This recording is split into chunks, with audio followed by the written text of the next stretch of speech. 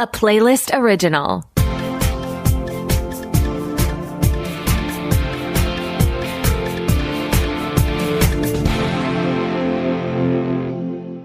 Welcome to the Pilot Podcast, where we review the pilot episodes of TV shows to answer your question, should I watch this? My name is Mitu.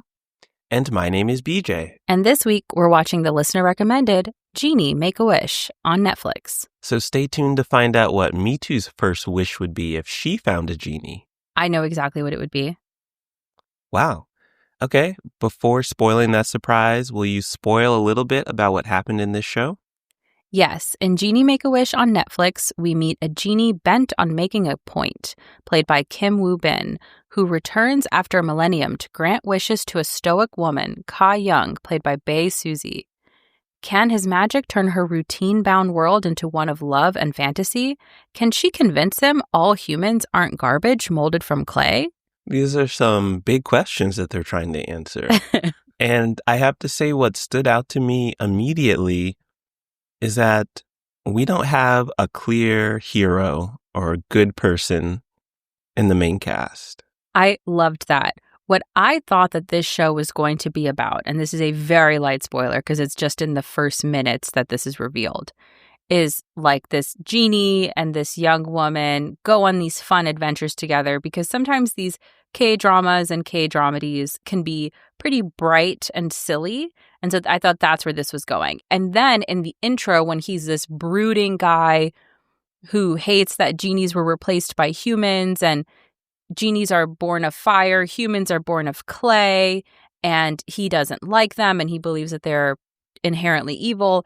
I thought him meeting Kae Young would then mean that he meets this person and she's just so good and so pure of heart that he's like, maybe humans are not bad after all. And she, like the Grinch, grows his heart 3 sizes, and it's not unsafe for him for that to happen.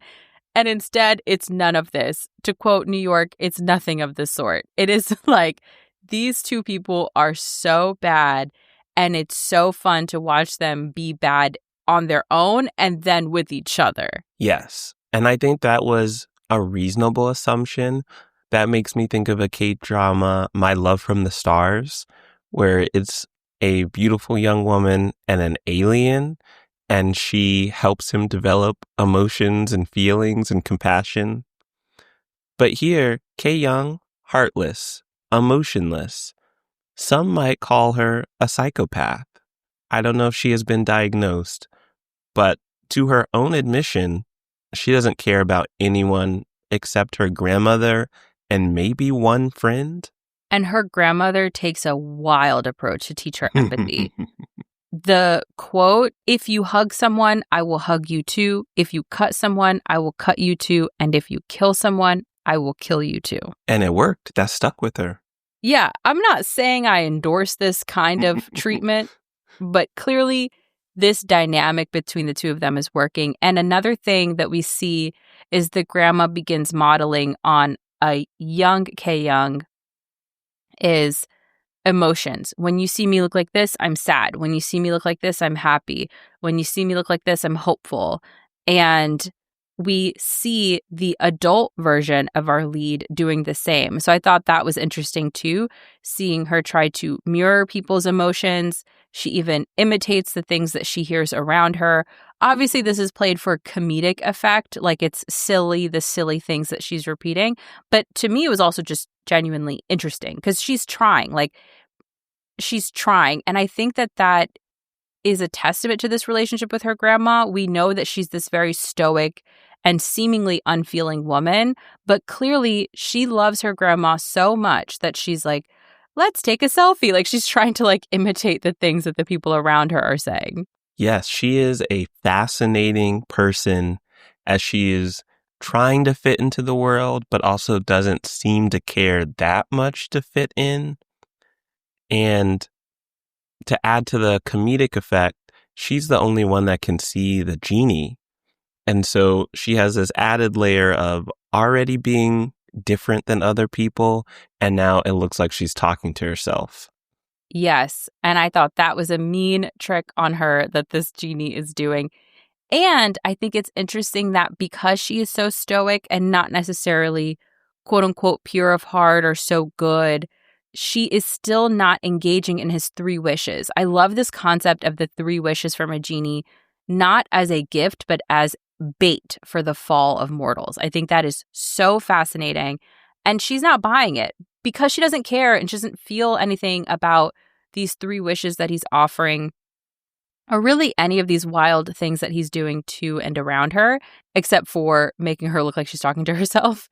And so I thought that was funny too, to test and mess with his theory that as soon as you present any human with these three wishes, they will take the bait. And she's not missing the bait because she's this like incredibly kind-hearted person.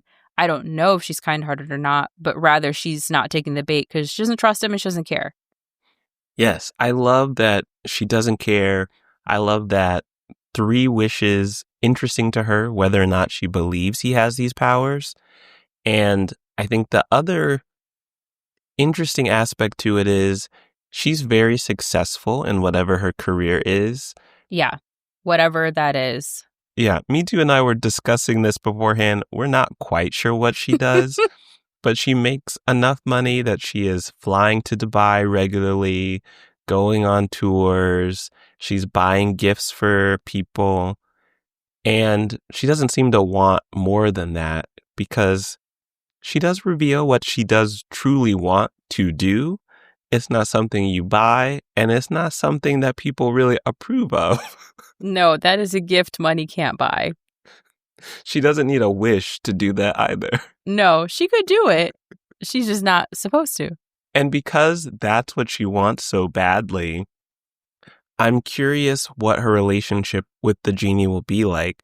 Because as you mentioned in the beginning with how you assumed this might go, another assumption for K-dramas, especially with a male lead and a female lead, they'll be a couple. Yes, they have this sort of I can show you the world moment where he flies around with her as she sort of takes it all in. And I think really starts to absorb the fact that this is a genie, this is happening. And I thought that they could have had a moment, but then immediately my brain was like, what are the logistics? He's this being that's been around for a millennium. Like, she's immortal. How is this working? I do think, though, that some of this banter that they have could be the foundation of flirting as well. So when she initially sees all of his long, long hair that he's been growing for 1,000 years in captivity, and she says something to the effect of, "You're telling me during all that time you grew all this hair, but your beard didn't?" And I thought, is this flirting? Is she making fun of him? Or is that just a straightforward observation? All of the above. You're right. And without going into spoilers, the genie has been looking for someone, and he believes it is K Young. Yes. And I do wonder if that somewhat obsession with finding that someone is what could lead to romantic feelings in a way. Like confusing his very, very big feelings generally about this. Right. Like you're so obsessed, you think that you like love this person or care about them. Yeah, because he's had nothing but 1,000 years to think about this. And a couch that's too small to lay on. Mm-hmm. Oh, that's the other thing that made me laugh. Not just the couch, but his servant that would come and update him. He has this servant character, Saeed, who comes and tells him about different things that are happening. So he has like different outfits based on whatever century or time that he's in. And it's like, there are cars now. I have to describe what that means to you. And there's this now. And people dress like this. And do you know that the country we're in doesn't exist anymore? Now it's this. And it's very fun and silly. I thought that was a really great point of humor in the show.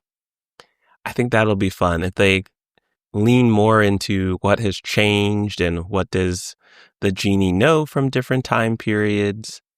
But I think one thing that I'm left with asking is, where does this show go? Yeah. Because I don't see K Young being tempted to make a wish. And she has some drama with her family, namely her mom, Mm-hmm. But it kind of seemed resolved to me in Mhm. this first episode. So I agree. I'm not sure what she could even be tempted to make a wish around. Despite that mystery, do you want to watch more episodes of Genie Make a Wish on Netflix? Yes, 100%. When I saw you added this show, initially I thought, okay, you and the listeners are setting me up. I'm going to watch maybe a musical. I thought it was going to be this like play on Aladdin maybe because, y'all love musicals. BJ loves Y'all, musicals. BJ. And y'all conspire against me in that way. Conspire? But instead, I got this very fun and, despite it being so dark, funny show that I'm in. I really enjoyed this.